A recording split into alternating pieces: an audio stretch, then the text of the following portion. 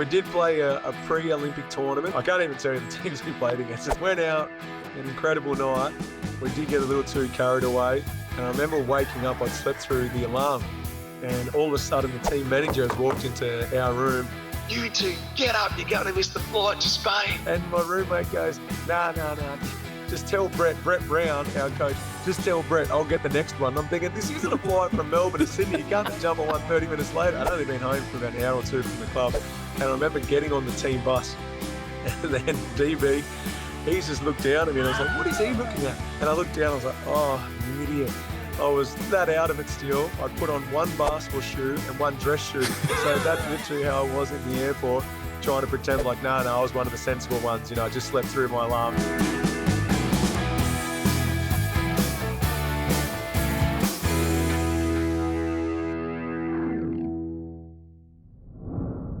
G'day sports fans and welcome to Quinny's Stablemates. Our very special guest today, a legend of Australian basketball who's now a keen horse owner. A warm welcome to Damian Martin. Thanks for having me on, mate. Now the first question I'm going to ask you is probably the most important. How frequently do you get confused with the cricketer who shares the same name, albeit different spelling? When I first moved to Perth, because I'm from New South Wales originally, so I was more about Steve and Mark Waugh, Glenn McGrath, the New South Welshmen on that Australian cricket team. But when I moved to WA, where Damian Martin is from, I remember the first week I ordered Domino's, couldn't cook back then, still no good in the kitchen. So I'd ordered Domino's, opened the door, and I'll never forget the look of disappointment from the delivery guy when he goes, "Oh, I thought you were the cricketer." Initiation to living in WA, and then occasionally I'll still call someone up and say my name and they're like, "Oh, you're not that cricketer."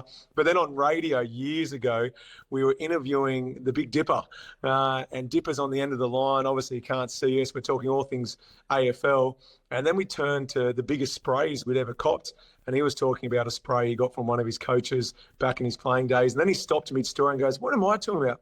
Marto, you must have copped some sprays from Alan Border. AB must have given it to you. We're 10 minutes into this interview by now. I thought he knew I was the basketballer. Turns out all along he thought I was the cricketer that played alongside Alan Border at some stage." So, yeah, get it occasionally still. Now, you must have had some fun with it along the way, though. Have you given any cricket tips along the way, told someone how to play a hook shot?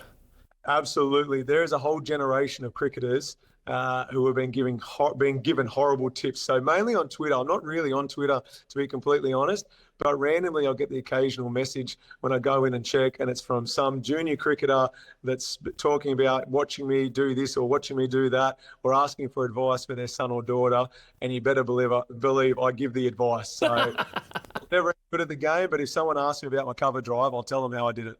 Now, you're a legend of Australian basketball, and now we know you as a Perth Wildcats man through and through. But just to add to the confusion as well, you're from Gloucester, but not the Gloucester part we know in WA, Gloucester in New South Wales. Spot on. So a tiny little dairy farming community, about a 3.5-hour drive north of Sydney and about 50 minutes inland from anyone in that area. Foster, Taree, Tuncurry, that was the coastal towns nearest, but a beautiful, beautiful country area with rivers, mountains and good people. Now, I dare say, though, there wasn't a heap of basketball and rugby league opportunities for you in your own backyard, so there would have been a hell of a lot of travel in those early days. Yeah, you're spot on. Some of my fondest memories come from when we did still have enough numbers in those junior days, where we were travelling 6.5 hours up to Casino. You'd play about 6 games over a weekend, stay in the caravan park, felt like all of Gloucester was there. They were amazing. But then when I was about 15, a lot of my friends from school were sick of the amount of travel and they wanted to all quit and play rugby league. And we just didn't have the population to have 2 rep sides. So they all went to rugby league. And then mum and dad, knowing how much I was enjoying the game, they said if I wanted to pursue basketball, they'd drive me, an hour and a half, hour 45 each way on Tuesdays and Thursdays for training down at Lake Macquarie. And then upwards of 3.5 hours, we went south this time for the different league to go and play on a weekend. And after 9 months of doing it, it was me that turned to mum and dad and said, I'm sick of the travel. I'm sick of missing parties. Me, not realising how selfish I was sounding and how incredible they'd been with the sacrifices they were making. Dad was essentially working from 6 a.m. to 5 p.m. running a law firm, and I'm one of 5 kids, so it essentially meant my 4 siblings didn't get to see their dad 2, 3, 4 days a week, and mum was a single mother for those 2, 3, 4 days a week. So I quit after 9 months, went to rugby league, only played rugby league for about 6 months, and then got a phone call out of the blue from Rob Beveridge, who went on to be a mentor, a coach, and now a good friend. And he said, if you call your coach right now in rugby league, I'll give you a scholarship to the New South Wales Institute of Sport for basketball. Did that, and then we went back to those hour 45 each way trips to Lake Macquarie and Newcastle 2, 3, 4 days a week. So yeah, couldn't have done it without incredible parents who were willing to make huge sacrifices for me to pursue a sport I loved. And I think it's safe to say you made the correct decision in Australian basketball. Very grateful you did. Talk to us about the next chapter when you got involved with the Australian junior teams, which had great success. It was amazing. I played all sport because I genuinely loved it. If I could tackle someone, I enjoyed it. Kick a ball, shoot a ball, whatever it was. The mateship and the camaraderie from team sport I embraced. Even to this day, there's no AFL whatsoever in Gloucester.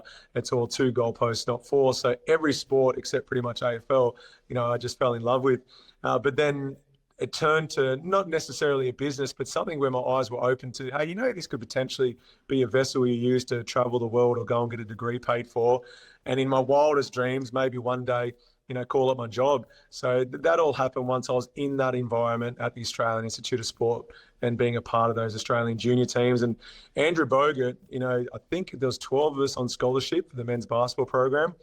All of us had played for Australia or for our state at that stage, except for Bogut. He'd been cut from every Victorian state team.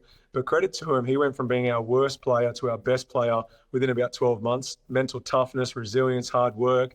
And then another 6 months later, we made an Australian team together, went away to Greece to the World Under-20s, won a gold medal, and he got named MVP of the tournament. He was incredible. Everyone wanted to get Bogut to sign on the dotted line. He went to the University of Utah. Some of our teammates turned pro in the NBL or in Europe, and a few of us went over to play college basketball. But that really was the defining couple of years of my life where if it wasn't for Bevo initially making that phone call, then the likes of, Frank Arcego, Marty Clark, the coaches down at the AIS, and the teammates, who are good friends to this day, it changed everything. And you took the latter option yourself. You took the scholarship and you went over to play college basketball in California. You went to a college where there was no football team, so it was all about the basketball. And I dare say for a good-looking young Aussie rooster, it would have been good fun in that time. Well, I remember I was getting closer to graduating from the AIS, didn't have many offers to go to college. And how it worked in Canberra was you had your own room. So there's 12 individual rooms. Then you had an adult who had, one room that was supposed to take care of us, and then one common room. And I remember the guys would walk into the common room. There's about 6 or 7 of us in there at any given stage, just chatting, gaming, whatever it was. And you'd say, I've been offered a scholarship to this school, I've accepted, or I'm going to turn pro and go and sign with this team. Now, I was getting pretty nervous. Finally had this scholarship offer in the likes of a couple of pieces of A4 and a DVD recruitment video. And then I walked in feeling pretty good about myself, chest out, head held high, and said, boys, can I get your attention? There's about 6 of them in there. Just want to let you know I've been offered a scholarship to a school in Los Angeles called Loyola Marymount. I'm going to take it. And then one of my teammates turned and said, good on you, mate. They offered all of us a scholarship, but good for you for taking it. So he brought me back to reality pretty quickly. And then the 4 years were amazing. You just don't realise how big collegiate sport is unless you're over there living it and breathing it. And I'm forever grateful I spent 4 years calling America home. And how did that prepare you for when you came back to Australia to play professionally? Look, I had a conversation with Brian Gorgon right before heading over to LA. He came down and saw me play a couple of games, and he was brilliant.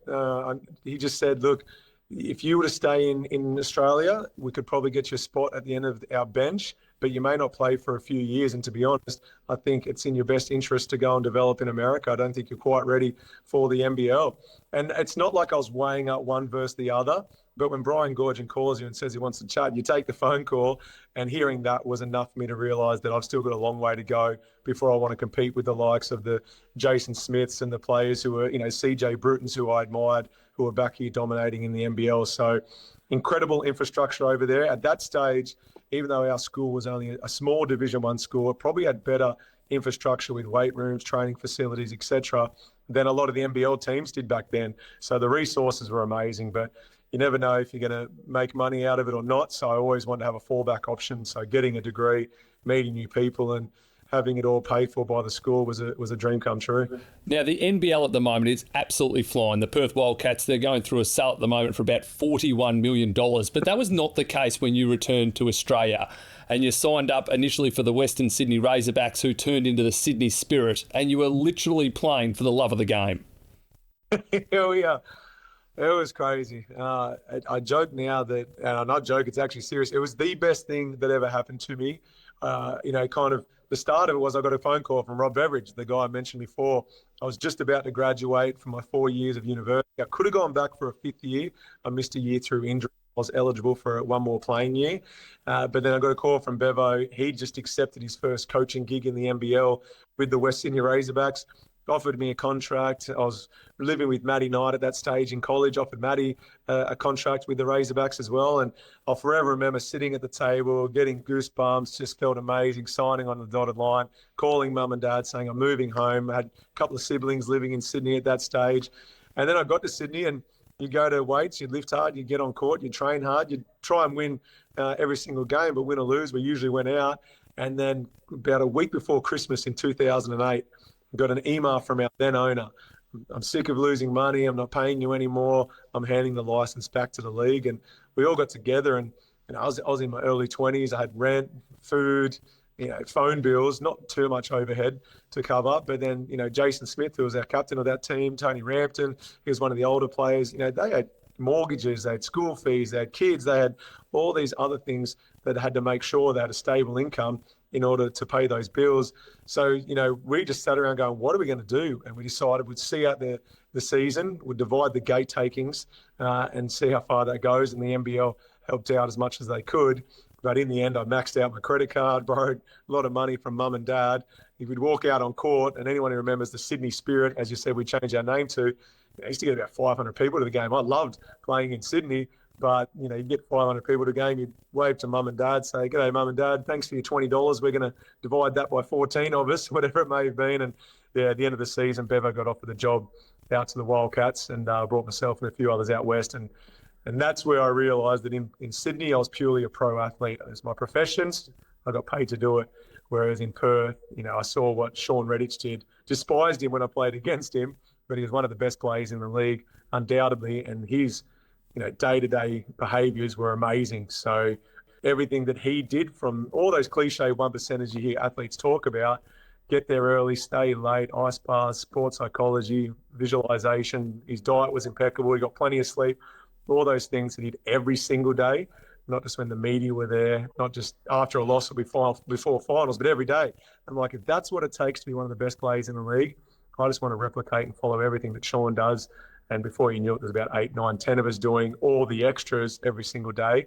And that's where I'm grateful, because in Sydney, I say I was a pro. In Perth, I was trying to have elite daily behaviours based off what I saw from one of the best players in the league. Now, then you leave Sydney Spirit. As you said, they were getting 500 people to a game. And you go to Perth. And the Wildcats, it's not life or death to Wildcats supporters. It's much more important than that. What was the experience like going to a town where the basketball was just huge? I loved it. It was incredible. Like I said, I didn't grow up with AFL whatsoever, had no knowledge of it at all. And within 4 days of living here, it just seemed like life revolved around the Dockers, the Eagles, and the Wildcats in no particular order.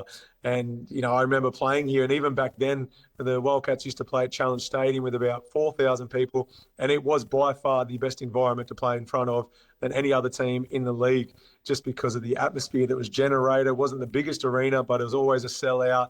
The courtside announcer, Lockie Reed, was just crazy, absolute nutcase. And then some of the fans, have now become mates, but back then, they was ruthless and relentless. And then to call them your home, to that home support we got in front of the Red Army. Yeah, it was amazing playing in front of the Red Army, even from the Challenge Stadium days through to RAC Arena, where you're getting upwards of 13,500 people, but completely different environments. Now, you won 6 titles with Perth, and obviously you just hit the ground running. Was it still a shock that very first season to go as perfectly as it did towards the back end of the season?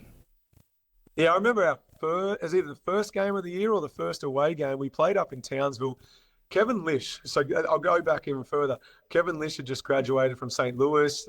He came out here as an import, first professional gig, and a lot more pressure is on a player when you're an import as opposed to just playing as a local. We're a preseason tournament up in Darwin, I think it was. And Andrew Vlahov, 6'8", 115 kilos, all muscle. He's an intimidating fella and a legend of the club.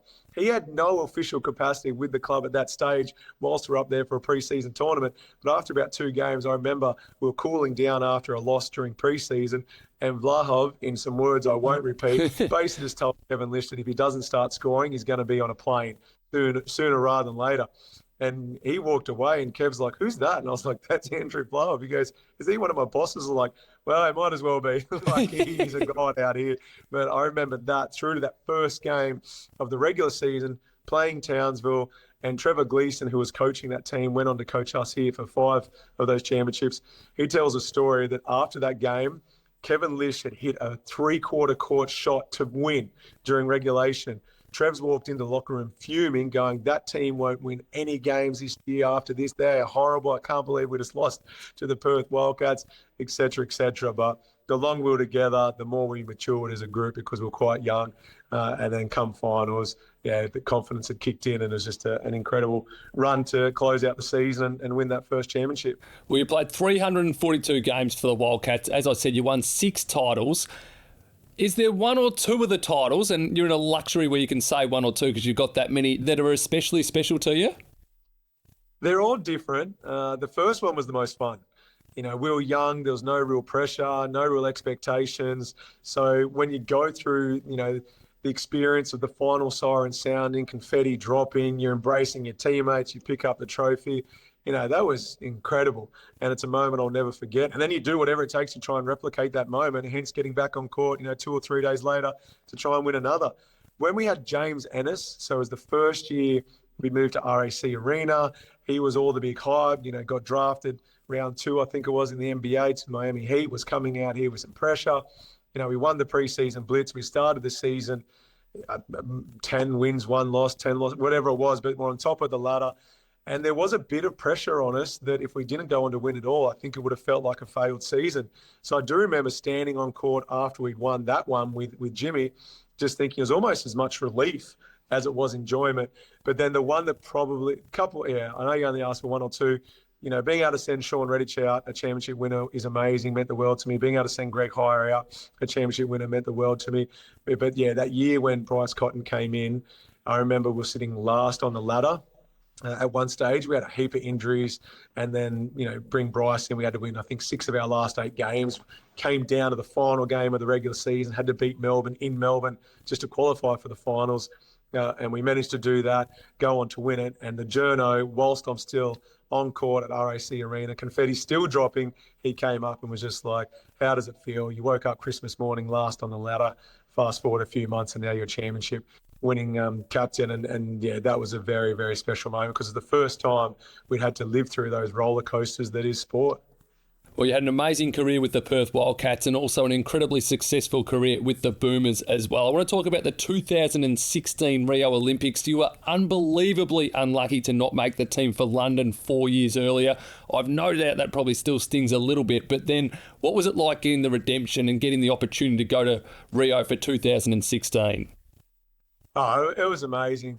People ask me about my biggest setbacks during my career, and I've had 2 an ACL reconstruction, 3 Achilles tears, 1 full reconstruction, 4 calf tears, little toe surgery, 4 broken wrists, 3 shoulder surgeries, 2 broken jaws, broken nose. My fingers do weird things, like broken arms, everything. But by far the biggest setback was getting cut from London. I forced it. I had been in a moon boot for about 12 weeks prior to the training camp. I should have spoken up that I was struggling physically.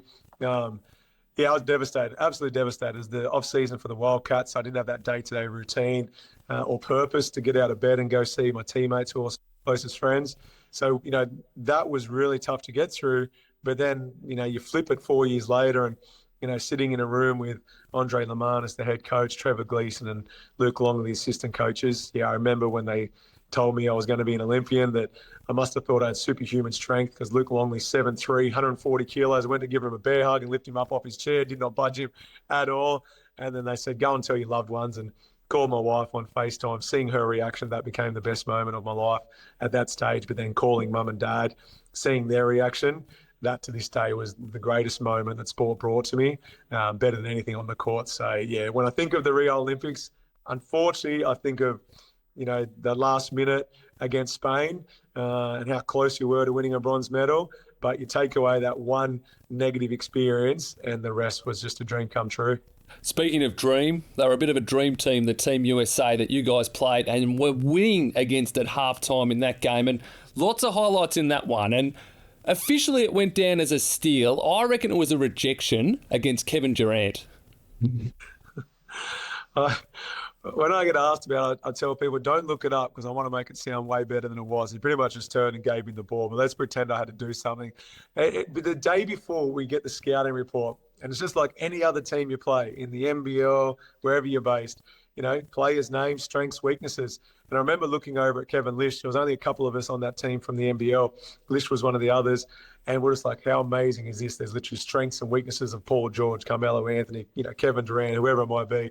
But fast forward 24 hours, by the time we were warming up, we genuinely believed we were going to beat them. And that was the confidence that was instilled from our leaders in that team, Andrew Bogut, Paddy Mills, Matthew Dellavedova, Joe Ingles. And so we were absolutely gutted when we lost. And at some stage, I got out there on the court, and I don't know how I ended up on Kevin Durant. But that moment took place, got the steal, we went down the other end, but we ended up losing the game. It was probably the most emotional locker room I've ever been in. Teammates I'd never seen lose their temper before. They were furious. And then Andrew Bogut, who, like I said, was a leader on that team, he got stopped by an Australian journo. And I think they must have said something along the lines of, Andrew, you must be so proud. You almost beat the US. And he was furious. And he came into the locker room and said, if anyone thinks close enough, he's good enough, then, get out of here. But what would happen in the locker room is we always had a few minutes to let emotion subside. So if you win, just let yourself come down from the win. If you're lost, just make sure you can get yourself to a place where when the coaches walk in, we can actually address what happened, how do we move forward, what did we learn. So in those few minutes before Andre Lamanis, our coach, was due to chat to us, we just go and check our phones or whatever it was. My wife was back in Perth, 38 weeks pregnant, and so I've checked my phone. I've got all these missed calls from her and a text message saying, please call me. I thought, oh no, she's gone into labour. So I'm walking out of the locker room at the basketball arena as our coach is walking in. And Andre's like, what are you doing? I was like, Britt's gone into labour. I've got to call her. And he goes, yep, go and do what you've got to do. So I found a quiet room, called my wife, and I was like, is everything okay? Did you make it to the hospital? How is it? She goes, no, everything's okay. But when you stole the ball off Kevin Durant, I got caught up in the moment, went on Twitter and tweeted at Kevin Durant, my husband just stole the ball off you. The worst trash talk ever. I don't think KD lost any sleep over it at all, but she just knew I didn't like that type of thing. And I said, that's okay. Hung up, sheepishly walked back in and said, everything's okay, boys, move on. Well, Damian, you've had an amazing basketball career, so well done. And the final basketball question before we pivot to a few racing questions. How different do you think Australia is in terms of basketball, the popularity, the interest, from when you started your NBL career to now? Because obviously there were so many challenges with the league in the time you entered the competition to now where it's just going so strongly. Oh, there's been some major defining moments in the history of the NBL, and Townsville Crocs, they were in the league when I was. They're no longer around. Obviously, the West Sydney Razorbacks, they're no longer around. Sydney Kings came and went. Now they're back again, thank goodness. But it was some really tough and trying times. But Larry Kesselman coming into the league, investing money and having a vision of where it could go. Andrew Bogut coming back in and generating, a lot of interest from around the world. The Next Stars program, it couldn't have started any better than having LaMelo Ball involved. So there's a combination of different things. But now people in Australia, I walk around and you've still got a lot who only follow the NBA, but there's a lot who follow only the NBL, and then kind of in the middle, they follow all things basketball. Whereas when I was younger, they know about a couple of NBA players and that was it. Now, if I walk down the street, people want to talk about Bryce Cotton or who we bring in as imports. You go through Sydney and they're talking about the players the Kings have, Adelaide, 36ers. It's just amazing that there's household names now from the NBL opposed to everyone just wanting to talk about the LeBron James, Dwayne Wade's, etc. Over in America. So, yeah, complete opposite of what I experienced in my first couple of years. And I think the fact that you and all the NBL stars are so accessible and so great with the media and so great with the fans, I think that's really helped as well. So well done to you. And we're going to pivot to congratulating you again, because we're going to talk about horse racing now. And you've recently got into horse ownership with, well, Red 53 is the horse that springs to mind. And you famously wore 53 for the Perth Wildcats. And this can sometimes be the worst possible thing. You go into a horse and they turn out to be really good. This gallop has had 18 starts for 7 wins. How did the ownership come about? I want to clarify. I did not name it. So two uncles from Sydney who are involved in it, Uncle Steve, Uncle Greg, I've got Uncle Michael down here in Rockingham in WA, bunch of cousins, and then a bunch of my cousins' friends who are now my mates.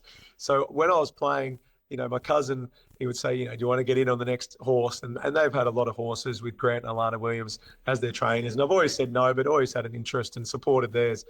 And then when I retired, I got asked again. I said, yeah, sure, why not? So, I think I own about 2%, of this horse, if that, maybe a couple of hairs on its tail. But then without me knowing, it got passed as Red 53 would be its name. So I had nothing to do with the name. But that first day, the banter, first and foremost, in that ownership group, it's just a lot of fun and a lot of jokes put in there. But none of us expected to actually go there on the first race at Belmont and, watch Red 53 win.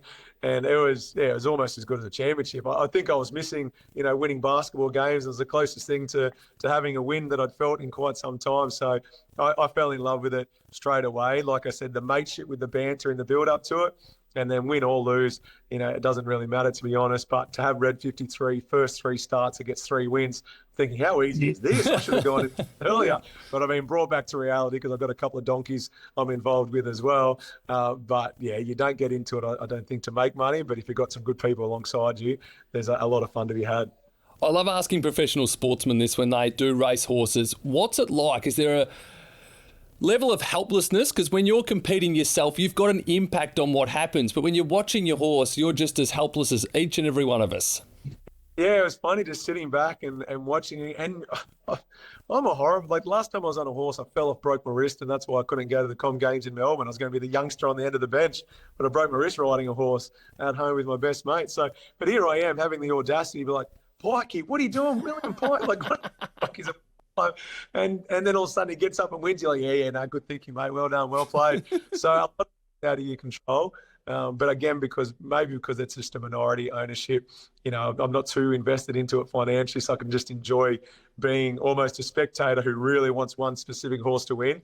But, I play it down a little bit, to be honest. When we go out there, I am a little bit, like how I dress my basketball games. I had certain things I wanted to eat at certain times, and I'd go through the same process. There is a few spots I will stand, and I've got my cousin here, another cousin there, my uncle will stand behind. So a little bit like that when it comes to race day as well. We get out there when we can and have some fun. Damian, aside from the horses that you own, are there one or two that are particularly special to you? Yeah, growing up, the primary school I went to, we'd do, the sweepstakes on Melbourne Cup Day. And I remember the first one I can remember ever being a winner of, I think we got a couple of lollies at that stage, was Doremus. So 1995, Damien Oliver on top. And when you're in year 5 and the jockey's got the same first name as you, you're like, oh, it's a sign, it's meant to be. So Doremus winning was amazing. I loved Makybe Diva, but my favourite of all time, Media Puzzle, the story behind it. Again, Damien Oliver on top, Jason, his brother, passing away within 48 hours of that race. It's just one of those things. Was heartbreaking for the family. And then that moment when he got to win on Media Puzzle, it's still one of my favourite stories. And even the way Damien Oliver finished up his career in Australia, rode in WA on his final day, and he wins the last 3, including an incredible ride in the final. So, yeah, they're the ones that stand out. But Black Caviar and Winx, I just remember thinking I'll never see any horse like these two again. No, I'm going to agree with everything you just said. Couldn't agree more. Now, that would be the end of the podcast, but I've got a dear friend who's played alongside you with the Boomers who said you need to ask Damian this question. And I'm not going to give him up. He may have worn number 20 for the Boomers and have the initials DB. And he wants me to ask you about the time You and a few of the boys went out for a refreshment or two and nearly missed a flight to Spain the following day. Oh, look, when you... Thank you, David Barlow. I'll say his name. In that inner sanctum, those stories are supposed to stay overseas. We did play a pre-Olympic tournament, so a year out from the London Olympics. We're over there in 2011 just to test out the Olympic facility. I can't even tell you the teams we played against. It's only that day I can remember that story. Went out, an incredible night. We did get a little too carried away, myself included. And I remember waking up, I'd slept through the alarm. And all of a sudden, the team manager has walked into our room.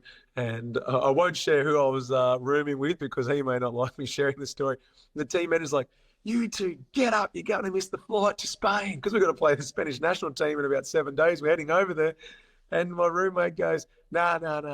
Just tell Brett Brown, our coach, just tell Brett, I'll get the next one. I'm thinking, this isn't a flight from Melbourne to Sydney. You can't just jump on one 30 minutes later. This is an international flight from London into Real Madrid. But then all we could hear was there was 2 other teammates, a couple of doors down, much better players than we were. And Brett Brown decided that's the room he was going to go into and gave an almighty spray. So here we are still. I'd only been home for about an hour or two from the club. And I remember getting on the team bus. And then DB, he's just looked down at me and I was like, what is he looking at? I took a seat in my chair on the bus and I looked down. I was like, oh, you idiot.